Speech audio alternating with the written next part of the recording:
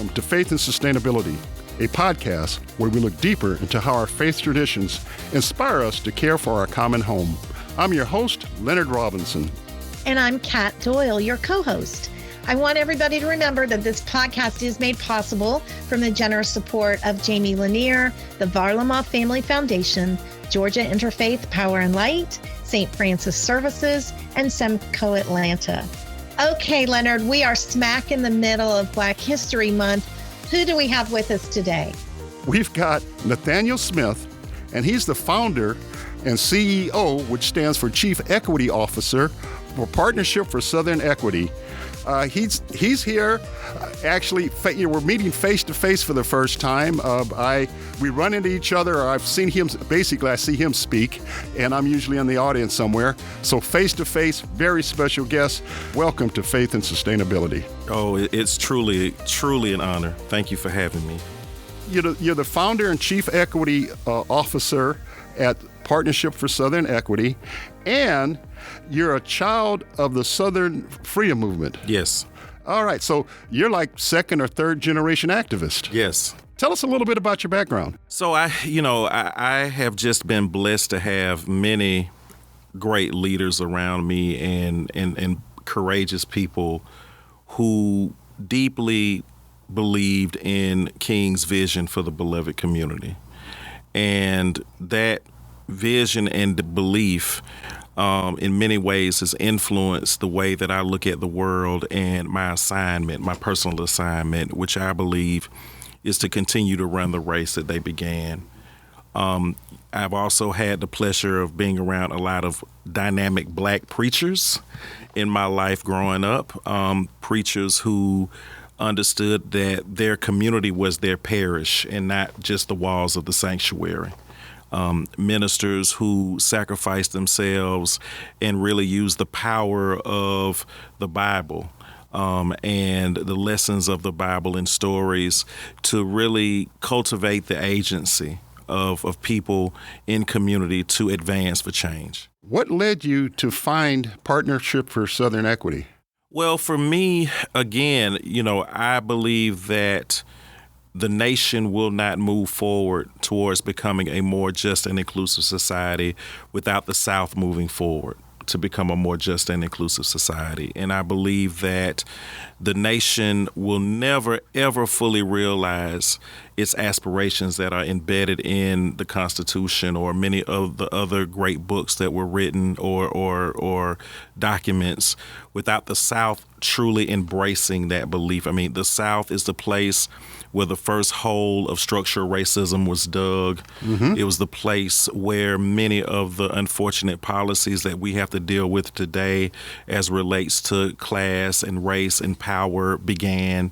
And so we have to cut that tree of injustice off at its roots if we want to ensure that it doesn't grow in ways that will continue to not only harm our nation but our world.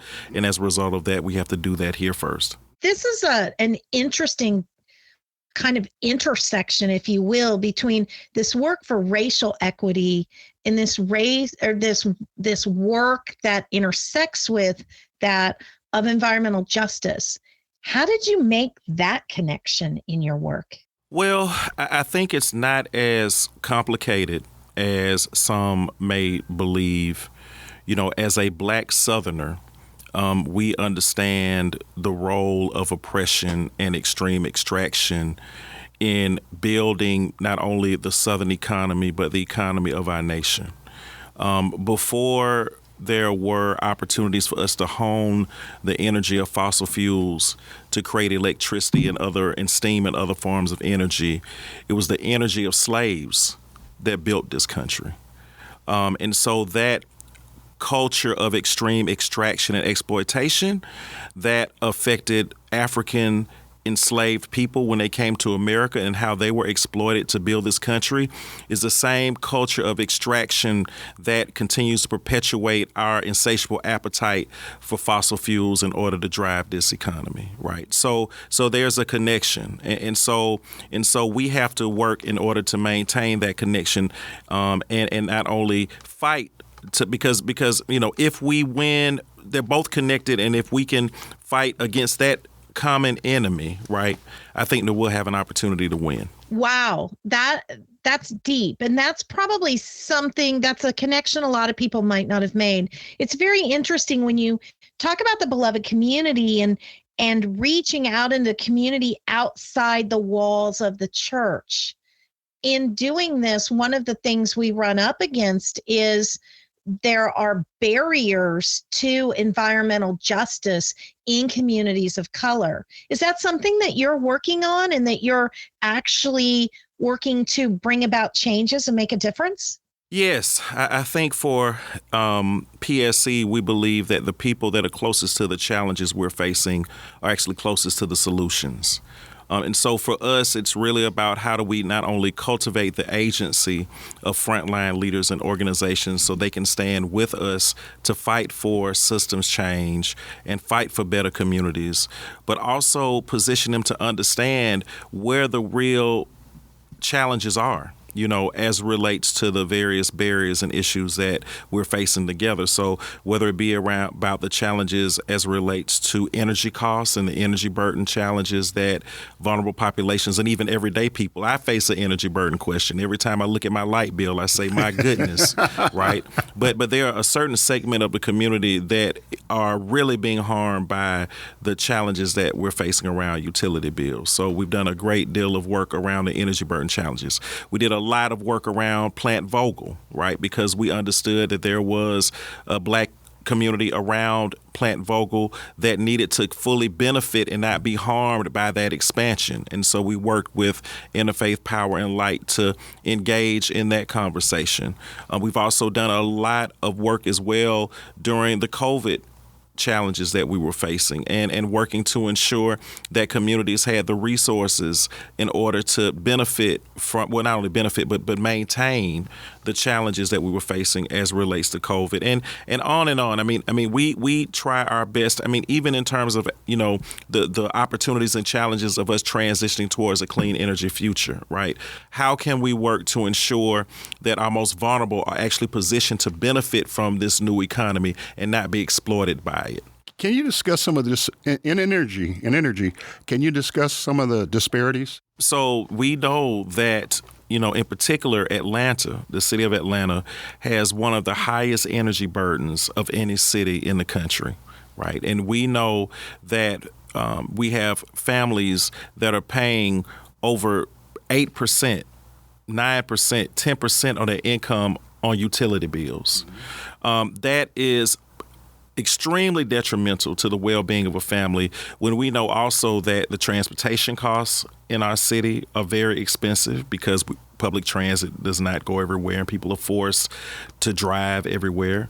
And then the housing prices, right, are also, so when Dr. King talks about the twin evils of society, right, in Atlanta we have twin evils as well. The energy burden challenges, the transportation challenges, and the housing affordability challenges are all three twin evils that poor people and vulnerable people every day are trying to fight and survive under, right? So we have these challenges around the cost of energy. We also have major challenges around energy and utilization of fossil fuels and how it affects the health of marginalized communities. I mean, we know that the traffic that we have is some of the worst traffic in the world, so it continues to affect our air quality, and that is why we have high asthma rates in our region because of the bad air quality and challenges, and that usually affects many poor communities. Why? Because we know that during the early 20th century when our highways were built, many of those highways were built on top of Black communities, right? And as a result of that, many of those communities are still living around those highways. So it is a very complicated and unfortunate challenge that we have specifically around energy, and we must work to ensure that energy justice, right, or energy equity is something that we can focus on. At what point did energy and environmental enter into your activism portfolio, or was it always there? Well, I mean, just as a young man, growing up in a household where, the people that raised me on a daily basis had to choose between buying groceries and paying their light bill, it becomes a real issue And we don't. Most of us really don't understand how complicated the energy conversation is, right? It is a very complicated, so it's very hard for everyday people to show up at the Public Service Commission, which I hope we'll have a chance to talk about eventually. And when these major conversations about the cost of energy, like the Integrated Resource Plan conversation, which is coming up soon, or the rate cases, which is another conversation that comes up, usually everyday people, in particular communities of color and marginalized communities, don't know how energy is created. They don't know the power structure, the political and cultural power structure behind how energy is created. And they don't understand how they have the power to actually influence that. I mean, one of the other major issues that we're dealing with are the data centers that are coming in our state. They are pulling large amounts of energy on the energy grid, and it is giving our utilities an opportunity to again increase our rates. And so for our impoverished, it's going to be a major, major issue. I'm hearing some interesting things coming out of this, things that maybe connections I hadn't made before. We've talked about traffic and health and housing all having this ecological justice part to them. But even more so, you're talking about engaging the communities themselves. You talked about utilities, things like getting the affected community to be part of creating a consumer utility council, which is something we're looking at in our Georgia legislature this year. But in addition to engaging our vulnerable communities and communities of color, how would you encourage the Anglo community to journey with this community that's being affected? How do you bring us all together to do this work? Well, there are two key important parts. I think that, number one, we are dealing with people who are in positions of power that try to use our race and try to use other things to separate us as a human family. And I would submit to you that there are many white communities that are suffering as a result of these challenges that we're facing around utilities. There are many communities that are suffering as a result of this transition that we're making to clean energy jobs and are not being positioned or trained for them. So there's I think a unity that can be articulated, or a need for unity that can be articulated just by elevating that this is not just an issue that Black folks and other communities of color have to face. That is how we're in this position now about diversity, equity, and inclusion. Diversity and equity and inclusion is not just about quotas for Black people, right? It's about how do we make sure that all people are included in the prosperity that we are creating as a human family. That includes white women. That includes people who are physically challenged. That includes all types of people, right? Not just Black people. But we hear these comments about DEI hires, which is really code word for Black hires. So we have to fight against that as a human family. And as Christians, right, we have a responsibility to stand up for all people and work together to create a society in which all people are considered precious, right? And so for us, that's one key piece. The second key piece is what my hero, Dr. King, talked a great deal about, and what he talked about was what he called the network of mutuality, right? That we're bound by a single garment of destiny. What affects one directly affects us all indirectly. And so we have to understand, regardless of whether we believe it or not, we're all connected as a human family. And what affects a community on the South Side does affect the community on the North Side. And what it affects the community on the North Side connects and affects the community on the West Side. So we have to embrace this understanding about that we're connected, and that we can't continue to move forward as a human family without understanding that fact. And that's really critical and important. What is the role of faith-based organizations like the Archdiocese of Atlanta? What's our role in sustainability and environmental justice and environmental equity? Well, I think I think first and foremost, the primary responsibility, I think, of the Christian church is to do all we can to manifest the kingdom of heaven on earth. Of course, that is a very difficult proposition, But I feel like that, it is our responsibility, if we say that we are followers of Christ, that is our responsibility in all ways to manifest as much as we can the kingdom of heaven on earth until we make that transition to heaven. And the second thing is that, in my opinion, Christ doesn't expect us to be perfect. But I believe that Christ expects us to do the best we can for those that are the most vulnerable.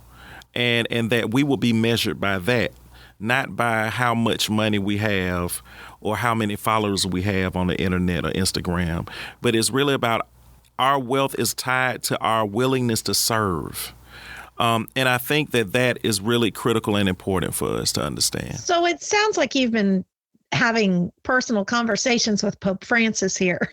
You're speaking the same words, maybe in a different way, and applying them to different situations. But what you've just said is really what the Pope has been calling all people of goodwill to do. And it's interesting in doing that. I want you to step back just a minute and tell me, as you began your faith journey, was there a point in your faith journey where you kind of had the aha environmental moment? Well, I think for me, I was raised by a woman, my grandmother, and others, of course, but I had a grandmother who raised me that was born in 1909, and an uncle that was 1912.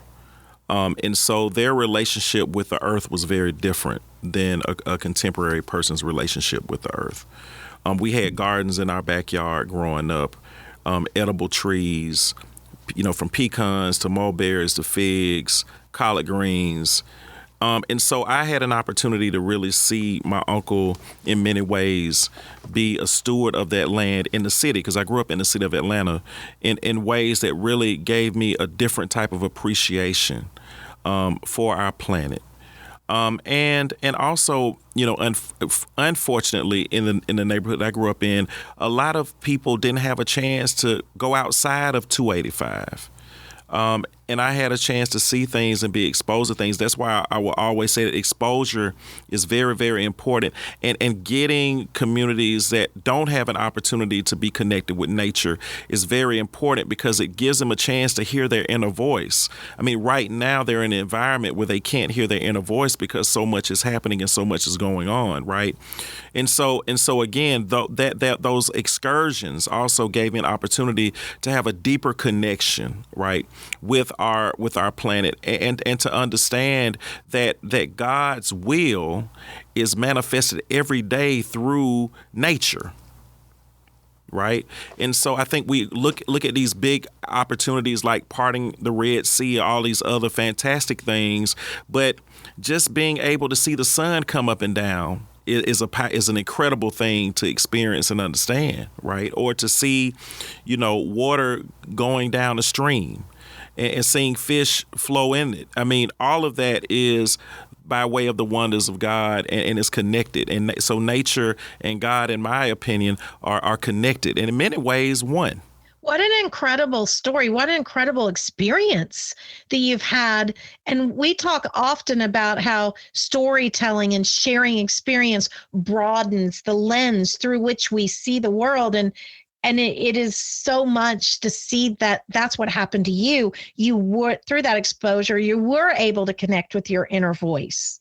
So as we move forward and we're talking about things, do you have any advice for those of us who are looking for ways to do that? Whether we live in those affected communities of color and vulnerable communities, or those of us who maybe don't see the connection because we're not struggling. What advice do you have for us? Well, I think for me, we are fighting now against what I call the bankruptcy of empathy. We have a bankruptcy of empathy in our society today. And that is done by happenstance, because when you don't have empathy, then it's very easy for you to turn your back on the least of these and focus on your immediate family as opposed to your world family, right? So we must first fight to win this war for empathy, in our nation and in our country. And then, in my opinion, there are three, we focus a great deal on diversity, equity, and inclusion. And I believe that it's important for us to maintain that as a baseline. But as spiritual people, as people of faith, there's another DEI we need to focus on, and that is dignity, empathy, and interconnectedness, right? So as people of faith, our responsibility is to focus on dignity, empathy, and interconnectedness. We have to begin to focus on ensuring that people have dignity, and that we care enough to fight for people, not because we feel sorry for them, but because we could be those people too, and then be in that position. And that last one, that we're all connected, that we're connected as a people, and God will judge us not by what we do for ourselves, but what we can do for others. Nathaniel, this has been exciting. I have taken a lot of notes.